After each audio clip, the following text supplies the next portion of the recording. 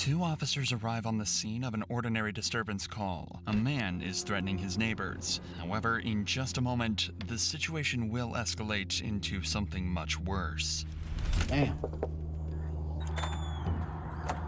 Does he have any knives? Any knives? No. Guns? They have guns. The suspect is armed. Okay, we're gonna block the main entrance right here.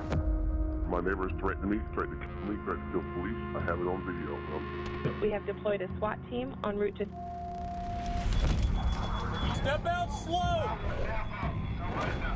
Holy shit, boy, he threw that motherfucker. I thought he would throw it at me for a minute. Oh, nah, these folks crazy as hell. On March 11th, 2023, a peaceful morning descended into chaos in Steel Creek, Charlotte, as one man began a campaign of terror that has put an entire neighborhood in danger. But to understand how police got this schizophrenic man under control, we need to take a look at every tactic and technique the SWAT team used throughout the 30-hour standoff. It started at 6:45 a.m. on Saturday morning when Jaay walked into his front garden, megaphone in hand, and threatened to kill his neighbors on Briar Fork Drive. The clock started immediately when 911 started receiving calls from some of those neighbors. My neighbors threatened me, threatened to kill me, threatened to kill police. I have it on video. We were scared. Okay, and when you say he's threatening you, is he doing it in person, on the phone? Yeah, phone with a megaphone. He's out in front of his yard. Charlotte 911. I need police. I need to file communicating threats report. I'm working with CMPD crisis response team, and our neighbor is threatening us currently. Community Policing Crisis Response Team helps mediate disputes between neighbors and can often settle arguments without having to call 911. They specialize in people who have behavioral problems or those with substance abuse, and they've been involved with Ty on no less than 13 other occasions after his threatening behavior towards his neighbors. Unfortunately, this situation is much too serious for the CMPD this time, and the police have to step in for what will be their 47th interaction with Ty. He's at the door on a megaphone, yeah. So they done gotten so many calls from this one particular motherfucker, and they still haven't locked his ass up or tried to give the motherfucker some help? So it took you motherfuckers 47 damn times to finally do something, when you should have done that shit a long time the fuck ago. See, this is why motherfuckers like him be getting away with shit. Because the officers and police and the police department don't ever want to do a goddamn thing. They just let these motherfuckers just keep committing crimes, committing. People are calling. Nothing is getting done. They rather wait until you actually do something. Now they want to do something when they could have prevented this shit from the start. Good morning. This look like his mama right here. For his arrest. I don't know, because I'm telling We you, have to take him. He has a warrant for his arrest. Does he have any knives? Any knives? no, Guns? they have gun. The gun have the six bullet. Yeah, Revolver. yeah, Where's He has at? that? yeah. Well, we're going to try to get out of his range in case he shoots. He can't see us to shoot. In order to make sure the cops have the right information, they're going to need to break down the language barrier. So her daughter is soon on the phone helping to translate for the officers, ensuring the cops can properly assess the gravity of the situation without second-guessing themselves. Who is this? My daughter. Oh, hello? Hello. Hi. Hey, this is Officer Miller with Charlotte Police. We're just trying to clarify with the language barrier for your mom. But Ann has a order for his arrest to go to jail. She's advising that he has what we can best tell is a revolver, a gun. I just want to confirm that he does have that with your mom. If you can ask her if he does have a gun. Yes, of course. I'll answer. All right, go ahead. So she says that he does have a revolver in his room somewhere. Does he have bullets in the revolver? Is it loaded? Yes, she said it's loaded. She was trying to explain another possible weapon, and I couldn't understand what she was saying. So can you ask her if he has any other weapons? That he has a baseball bat in the Baseball And what bat is kind of dog crazy. does he have? There's two dogs in there, like a medium-sized dog, and the other one is like a small Maltese. Now the cops have a much better picture of what they're facing. They know that Ty has a gun and it's loaded. They suspect he has a dog in there with him, and although the mother claims it won't bite, these cops can't take any chances. Right. Ty also has a warrant out for his arrest for communicating threats in another incident, making this a criminal barricade. The difference between a criminal barricade and a non-criminal barricade is simple. A non-criminal barricade usually means a suspect isn't wanted for a crime and is often a case of a suicidal suspect. A criminal barricade means the suspect is wanted for a crime, is a possible danger to others, and needs a drastically different approach. These cops don't have access to the resources this kind of response will need, and SWAT is called in to take over this standoff. SWAT has an arsenal of armored vehicles at their disposal, as well as riot shields, expert negotiators, and specific training to deal with this exact kind of situation. But just because SWAT has been called doesn't mean the negotiations stop there, as police continue to try and convince Ty to hand himself in while they wait for the team to arrive. Mr. Ty, it's the Charlotte-Mecklenburg Police Department. We're outside. Mr. Ty, I need you to come outside. We're not going anywhere. We need you to step outside with your hands up. Ty already has a warrant out for his arrest for communicating threats in another incident, and police know he's highly strung, potentially violent, and extremely unpredictable. If they're going to talk him out of the house, they're going to have to convince him there's no danger. It would help me understand this a lot better if we were talking face to face. Ooh, are you gonna kill me? No, that I'm not. Are you gonna put me in handcuffs? Yes, I will. I mean, he's gonna put you your in ass in handcuffs. And then you're not gonna let me back into my house. You're gonna take me somewhere far away. Listen, Yeah, you do to have jail. a warrant Yes, for communicating threats, okay? That's why we're here. yes, and I can change my identity. We have to serve that warrant, okay? That's just me. I'm not anti. My name is King Ty. I'm not in the business of lying, okay? I don't want to lie to you. I don't want to steer you in the wrong direction, all right? The trouble that you're in is very minor, okay? It's not a big deal. By reassuring him that he won't be hurt if he surrenders, the negotiator can try to prevent the situation escalating, or even turning violent. During negotiations like these, police will try to de-escalate the situation and keep the suspect as calm as possible. But in this case, Ty seems so unhinged that there's no way they can make him see reason. If things deteriorate any further, it's possible Ty might make good on his threats, and this situation could turn deadly. Nobody wants to kill you. I promise you that. I do not want to harm you, and no officer out here wants to hurt you. That I can promise you. Take me alive. No matter what you do. Oh yeah, it sounds like Nobody suicide by wants to cop harm at this you, point. and we don't want you to harm yourself, all right? This is war, dude. You took my door. This is not war. Let me in front of everyone, right? No, we do not want you to hurt yourself. It seems peaceful negotiations aren't working, as no Nope, matter he what the getting negotiator agitated. tries, Ty just won't cooperate. Right. Become very consistent that he will not leave that home. It's just circles, circles, circles, man. Like it always circles back around to I'm gonna kill myself or you're gonna kill me. Period. I'm not coming out of this house. I'm gonna die today. With Ty armed, barricaded in his house, and threatening to kill people, the police need to keep him calm and de-escalate the situation until backup arrives. Shortly afterwards, the SWAT team finally arrives at the scene to bring this standoff to an end. Hey, get your f***ing people ready to have a plan. Do you want me to try to push the robot up, see if I can get over stuff? The SWAT team finally at the scene, they can get a better look at their surroundings by sending in robots and drones. But they first need to find the best place to gain entry into the house, which in this case is right through the front door. The front door. 2539. Well, I will call you. I just need you to answer your phone. Boy, you don't use your damn foot and kick that motherfucker in a little bit. Quit being scared. We're only here to help. Your mother's worried about you. And we are here to make sure that you get the help you need. By breaching the door, the SWAT team is trying to see inside the house. If Ty isn't willing to negotiate, then SWAT may have to force their way inside and face Ty in his own home. But this just agitates Ty further, and he closes the door in defiance. Once again, SWAT has no idea what's waiting for them inside, So his they ass decide to came break down the door downstairs again. and Only closed the this motherfucking time, door. they intend to rip it right off its hinges. Although this Right. has made it easier for SWAT to enter the house, the negotiator's job is about to get even harder, as breaching the door has only agitated Ty further, and this standoff is threatening to spiral out of control. I want to myself. I'm not gonna be here and be cut home by some goddess who I don't even give a about. Leave me alone. Let me control the voice. Literally, the voice is controlling me, man. You are stronger than that. No, I'm possessed. You control the voice. Listen, I have faith that you can control that voice, okay? Okay, then let me do it.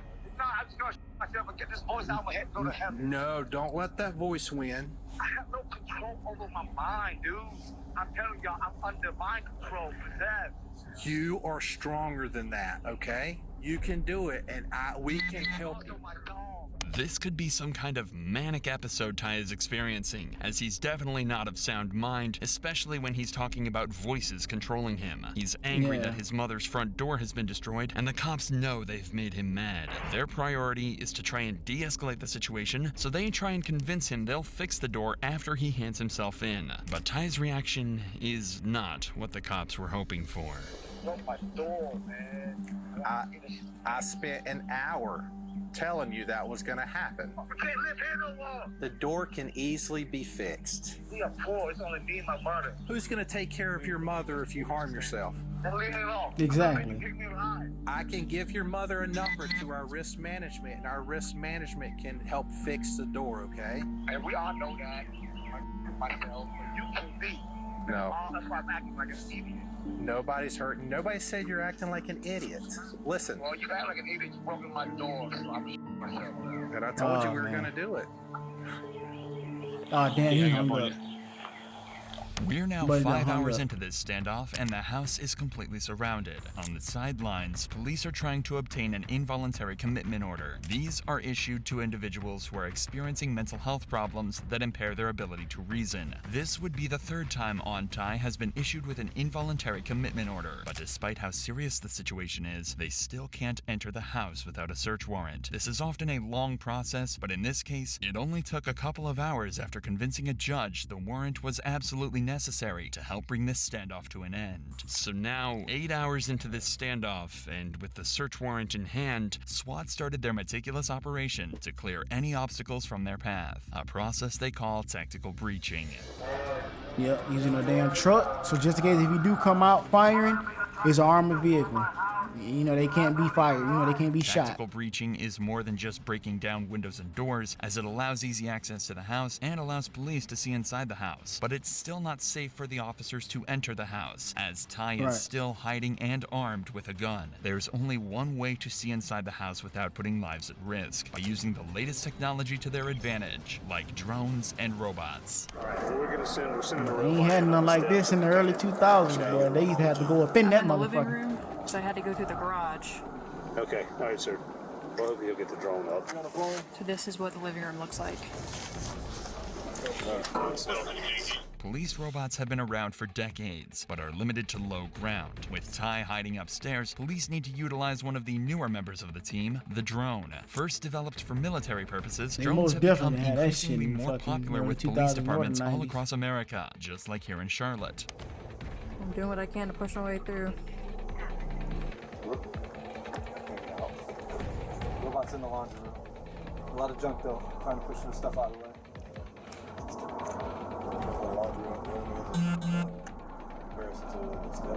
Yeah, she's got to go all the way around. Drones can reach places people can't and give police a bird's eye view of the upstairs of the house without a single officer being put in harm's way. It Right. also shows how quickly a situation can go from quiet to dangerous in the blink of an eye. I could try to push it through the front door, but I can't promise anything. Oh, his ass over there trying to smack that drone has motherfucker. just been destroyed. Damn, Now he police got know it. exactly which room he's hiding out in. After Yep, a second yep, drone is yep. destroyed, Ty suddenly appears at the front door of the house, and he's armed with a handgun. What he might not realize is he's in the targets of several sharpshooters, who are scattered around the area with various views of the house, ready to fire if Ty presents a threat to them, their fellow officers, or anyone else in the area. Just trying to put the door back up, it looks like. Boy, you playing a dangerous game. They got them sharp, but they got snipers on you, boy. One wrong move, your ass gone. Your ass stupid as hell. Shot out. Shot out. He went back up the steps. That was just a warning shot, after one of the sharpshooters perceived Ty to be a genuine threat. But the warning shot did its job, and Ty retreated back into the house. Scared After his he ass returned back in the house like a upstairs, he called fucking roach. 911, initially claiming he'd been shot. It turns out he was lying, but during the same call, he told police he was no longer on Ty and had become Lucifer. Oh no, this man done I went, thought yeah. the police shot a person because he was holding a gun and pointing at police. And the police shot him. He's dead. I need to make a police report. Okay, well, where are you at so we can make that report? I'm in heaven. Oh, okay. I'll go. Yes, my name is Lucifer. This was one of 4 different personalities he's taken on over the course of this standoff, and in order to keep him talking, police will play along and call him Lucifer. But any hopes that they have of ending this standoff before nightfall are slipping away, as negotiations come to a standstill. This is Lucifer. Can I help you? Lucifer, Yeah. this is Hong. Are you okay? I know you are. Yeah, I'm an angel of God. What's up? Okay. I want to help you, Lucifer. Lucifer, where are you? He went upstairs and called you for help. Ty may be in need of the kind of medical help that these cops can't give him, but that Right. doesn't make the situation any less dangerous. It's now 10 hours into this standoff, and the tactical breaching continues. 2 vehicles in the driveway are removed to prevent the suspect from making a quick getaway, and more windows are breached around the house as the Damn, standoff fucking goes into told the you night, damn where shit. Ty continues with his bizarre exchanges with negotiators. I'm telling you, I'm an anarchy. I don't demand nothing to leave. Get out of my house. I don't need it to leave. Stop talking to me. Okay? I don't talk to the police. Yeah, stand by. Got the window open, kind of looking out towards my direction. On the medical. There's no talking. You are doing is illegal. I have the right to practice religion. Leave me alone. This incident has now been going on for over 13 hours, Damn, and they gonna tactical tear the whole breaching has house up. removed most of the doors and windows. Negotiations continued into the next morning. Damn, bro, how do you feel they over here destroying your mama's house, bro? You doing all of this and they destroying your fucking mama house. I didn't know they can do all that shit. I didn't know they can just go tear some shit up like that. I just thought, okay, you bust down the window. I mean, not bust down the window, bust down the door, and that was it. Now, these motherfuckers taking the whole damn they're taking the house apart, the whole foundation and everything. And that's a nice little setup of house, too. So I know that's going to cost a lot of money to fix that shit, man. But they couldn't get Ty to give himself up. So SWAT turned to their arsenal of other tactics to continue the effort to bring this standoff to an end peacefully, including the smoke grenade. Oh, yeah, I was just going to say smoke his ass out. Man, they should have smoked his ass out there that shit the first time. Fuck all that damn talking, man. Just throw a fucking smoke grenade and go on.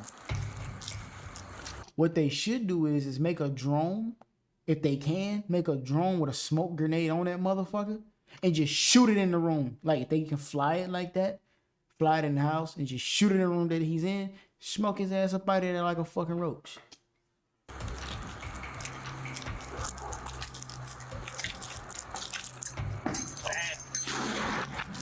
Gonna fuck your mama house up. Shit like the fucking tornado done hit it.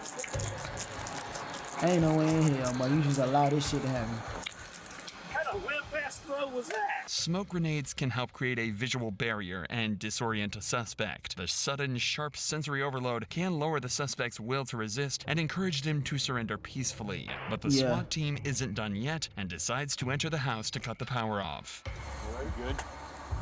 Yep. All right, move, Shell.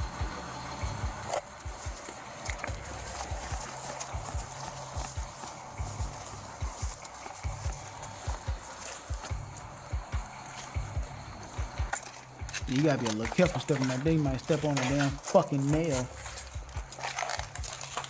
You don't wanna do that. That shit gonna hurt like hell.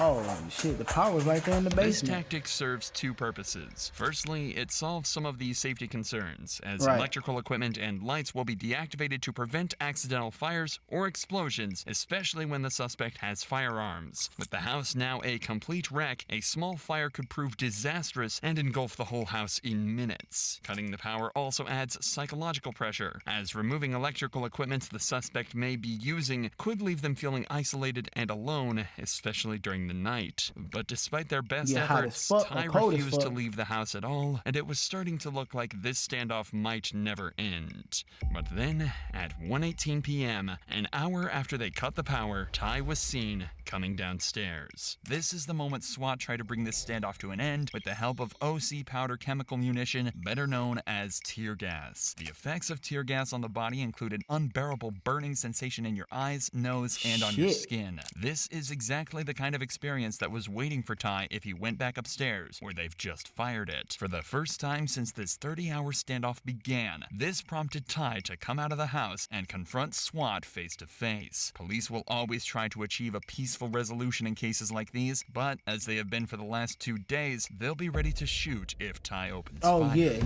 you try anything, but they gonna fuck your ass up. You're good. Come on. Yeah, stay on the phone. You can stay on the phone. Come to us. Come on. No. Come on. You're good. Come on. Come on, sir. I got you. Come on to me. Just be careful. You're good. Come on. Yep. Keep. Yeah. Come on. You keep walking. You're good. Bring the dog with you. Come on. Oh, we're not, brother. Come on. Yeah, your dog's good. Come on. Okay, yep. Hey, I'll take over verbal so you can make a call on the other side. Keep coming to us. We're not going to shoot you. You keep coming to us. You're doing good. Just, you're fine. Keep walking towards us. Keep your hands ready. You're good. You're good. We see your dog. We see your phone. You're good, Auntie. Keep walking towards us, brother. You're doing good. Can we move? He's facing away. Bang him and move. Yes. Move. Get on the ground. Woo, boy. I'm coming. Don't kill my dog, please. I'm coming. Get your ass behind you. Get your hands behind your back, boy. That's the handgun he'd been concealing in his clothing and could have been used at any moment. This is a perfect example of a SWAT team who did everything by the book and achieved Right. their goal of a peaceful arrest. It may have taken 30 hours for this to end, 30 but by fucking choosing the hours. right It's moment, crazy. they brought this neighborhood's ordeal to an end with only 1 bullet fired and 0 casualties. 30 fucking hours, bro. I ain't finna be sitting there just yapping my lips at a motherfucker for 30 hours, man. It's like you coming out at night, man. I got shit to do. Like, I wanted to be a fucking SWAT team back when I was younger, but 30 fucking hours. I don't even want to look at my damn girl for 30 fucking hours, man. Fuck out of here. Hell no. Hell to the fuck no. No, I can't do no shit like this, man. Sitting out there for 30 hours.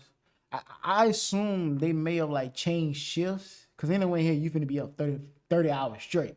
So I assume in between time they change shifts. Like, hey, we've been sitting out here for fucking 15 hours. We gonna call the other shift to come sit for another 15. They go your 30 right there. Fuck that shit, man. We gonna come back another day and get you. You can go to sleep. Fuck that.